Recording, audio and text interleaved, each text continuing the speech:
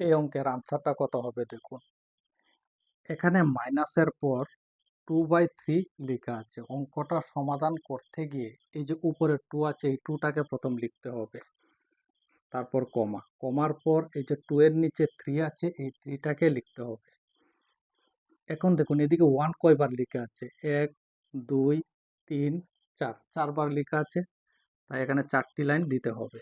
1 2 3 4।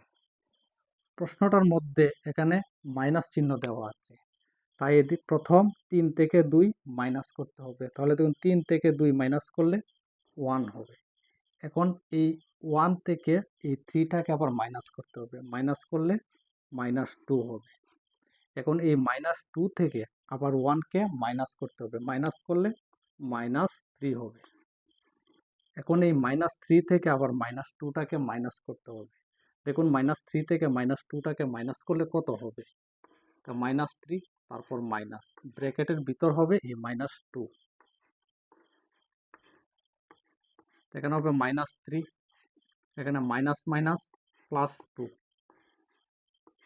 তাহলে এখানে আছে -3, এই জায়গার মধ্যে আছে +2, এখান থেকে আসবে -1, তো এখানে হবে -1। এখন দেখুন এই জায়গার মধ্যে কোনো চিহ্ন লেখা নেই, যদি চিহ্ন না থাকে তাহলে যে এই যে লাস্ট নাম্বারটা আছে, এই লাস্ট নাম্বারটা আসবে এই -3 এর নিচে।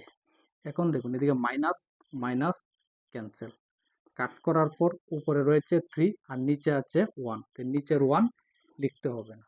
তাহলে এই অঙ্কের আনসারটা হবে 3। যদি ভিডিওটা ভালো লাগে তাহলে চ্যানেলটি সাবস্ক্রাইব করবেন।